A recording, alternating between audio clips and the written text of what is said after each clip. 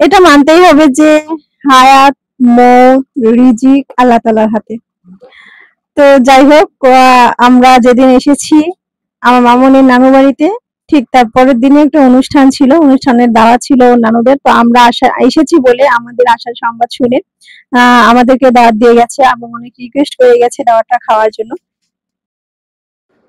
তো আমরা এখন দাওয়াত খাওয়ার জন্য আসছি, মানে যাচ্ছি সেই জায়গাটাতে যেখানে অনুষ্ঠান হচ্ছে আর কি। সেটা আমার বাবার বাড়ি থেকে কিছুটা দূরে আরেক পাড়াতে।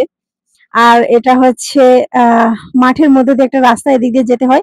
আর আমার মামুনি ভীষণ স্বাচ্ছন্দ্যে হাঁটতিছে, সে খুব খুশি হয়েছে। এই সারাটা রাস্তা অনেক দূর, প্রায় কি বলবো, অনেক দূরই হবে রাস্তাটা।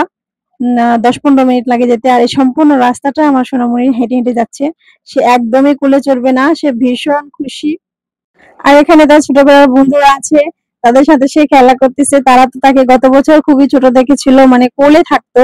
তো এবার সে হাঁটতে শিখছে, দু একটা কথা বলতে পারে। আর আমার মামুনিকে পেয়ে তারাও খুব খুশি, সারাক্ষণ ওর আশপাশ ঘিরে আছে ওরা। তো যাই হোক, আব্বা অসুস্থ, তাই আমার আব্বা আসতে পারলো না। আর আমি, আমার ভাই, আমার মা, আমার ছোট সোনামণি, আমরা তিনজনে মিলে যাচ্ছি সেই অনুষ্ঠানটা খাওয়ার জন্য। সকালবেলা অবশ্যই এসে খেয়ে চলে গেছি। আর আমার ভাই একটা বক্স নিয়েছে, ওই বক্সে আমার আব্বার জন্য খাবার নিয়ে আসা হবে, তো তার জন্য বক্স নেওয়া হয়েছে। রাস্তায় রাস্তায় যাচ্ছে আর সবার সাথে, যার সাথে দেখা হচ্ছে, ভুলছুটি গল্প হচ্ছে। অনেকদিন পরে আসি, বেশ ভালো লাগে। সবাই অনেক আপ্যায়ন করে, রাস্তাঘাটে যার যার সাথে দেখা হয় সেই কথা বলে, ভালো মন্দ জিজ্ঞেস করবে, ইত্যাদি ইত্যাদি। আর সবাই দেখতেও আসে বাড়িতে, খুব ভালো লাগে, সবার অনেক ভালোবাসা পাই আলহামদুলিল্লাহ। তো অবশেষে আমরা চলে এসেছি সেই জায়গাটায়। এক ব্যাচ অলরেডি খাওয়া হয়ে গেছে, আমরা দ্বিতীয় ব্যাচে বসে পড়েছি। আর এখন মোটামুটি অনেক আগে চাইতে অনেক ভালো হয়েছে। আমি বেশ অনেক বছর পর গ্রামের এরকম অনুষ্ঠানে অ্যাটেন্ড করেছি।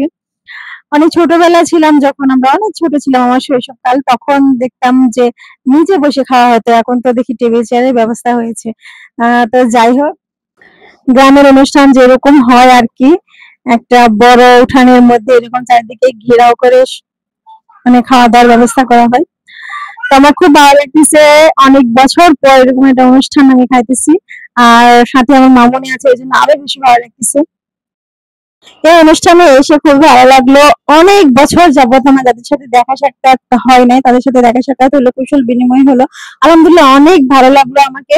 আর গ্রামের ঐতিহ্যবাহী খাবার, আমাদের এলাকার ঐতিহ্যবাহী খাবারগুলো অনেক বছর আমি খেয়েছিলাম না, যেগুলো এই অনুষ্ঠানে এসে আমি খেয়েছি।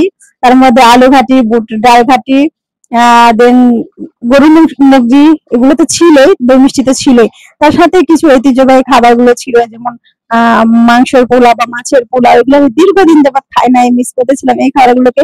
যখন গ্রামে এরকম কোনো অনুষ্ঠানের কথা শুনতাম, আমার খুব মিস হতো এই খাবারগুলোকে। তাই অনেক বছর পর আমি এই ধরনের গ্রাম্য খাবারগুলো খেয়েছি, অনেক ভালো লেগেছে। পোলা মাংস, বিরিয়ানি, এগুলো তো খাওয়ার হবে, তবে এলাকার এই ঐতিহ্যবাহী খাবারগুলো অনেক বছর যাবত খাওয়া হয় না। বিশেষ করে আমি আজকে সকালে কি বলবো, আলু ঘাটি খেয়েছি আহ, মাছের পোলাও দিয়ে, এটা আমার খুবই ভালো লেগেছে। অনেক বছর পরে খেয়েছি এটা। আলু ঘাটিটাকে খুব মিস করি, খুব মিস করি। হ্যাঁ, অনেকেই হয়তো বলবেন আলু ঘাটি এটা আবার কোনো খাবার হলো?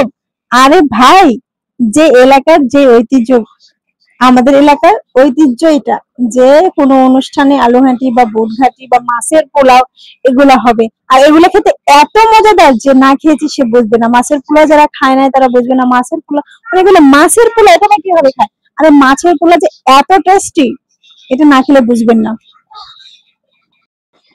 এখানে আরেকটা বিষয় আছে, যে যেমন শহরের অনুষ্ঠানগুলোতে দেখা যায় যে কি বলবো, টেবিলে টেবিলে খাবার গুলো দেয়া থাকে, কিন্তু ইচ্ছা মতো মানে খাওয়াবার নেওয়া যায়, কিন্তু এখানে না। এখানে কি হয়, গ্রামে যেরকম সার্ভ করতে থাকে, মানুষ পানি সার্ভ করে, খাবার সার্ভ করে, এরকম, মানে এটা একটা অন্যরকম ফিলিংস আর কি। খাবার শেষ হয়ে গেলে ডেকে ডেকে খাবার নেওয়া, এটা একটা অন্যরকম ফিলিংস। আর এরকম খোলামেলা পরিবেশে বসে খাওয়া, এটা আসলে অন্যরকম একটা ফিলিংস। ছোটবেলাতে না এগুলো মর্ম বুঝতাম না, ছোটবেলাতে এগুলো বুঝতাম না, তবে এখন এগুলো বড় হয়ে এগুলো অনেক রিয়েলাইজ করি এবং অনেক মন থেকে অনেক মিস করি এই সময়গুলোকে। আমার এখানে মোট ৩ দিনের জার্নি ছিল, আর এই ৩ দিনে মনে হয়েছে আমার ৩ মাস জার্নি করেছি, এতটা ভালো লেগেছে। আর এই সম্পূর্ণ ভালো লাগার জন্য, এত সুন্দর সময় উপভোগ করতে দেওয়ার জন্য অসংখ্য অসংখ্য ধন্যবাদ আমার হাজবেন্ডকে। কারণ আমি আসতে চাইছিলাম না, এত দূরে আমার বাচ্চাটাকে নিয়ে আমি একা একা কিভাবে আসবো। সে আমাকে ইন্সপায়ার করেছে এবং সে আমাকে এখানে আসতে উৎসাহ করেছে। যাই হোক, আমার সোনামণিকে নিয়ে একা একা এসেছি, আসতে আমার কোনো কষ্ট হয় নাই। তবে মানে ভয় পেয়েছিলাম আর কি, এত ছোট বাচ্চা নিয়ে আমি কিভাবে একা একা যাই। তো আসার পরে যে সময়গুলো কাটালাম, এই সময়গুলো আমার কাছে খুবই ভ্যালুয়েবল ছিল। আমার মামুন যদি আর একটু বড় হতো সে বুঝতো। তারপরে ভালো লেগেছে যে ওকে এরকম অনুষ্ঠানে অ্যাটেন্ড করাতে পেরেছি, এই জন্য আমার খুব ভালো লেগেছে আলহামদুলিল্লাহ। তারপরে সে অনেক মজা করেছে।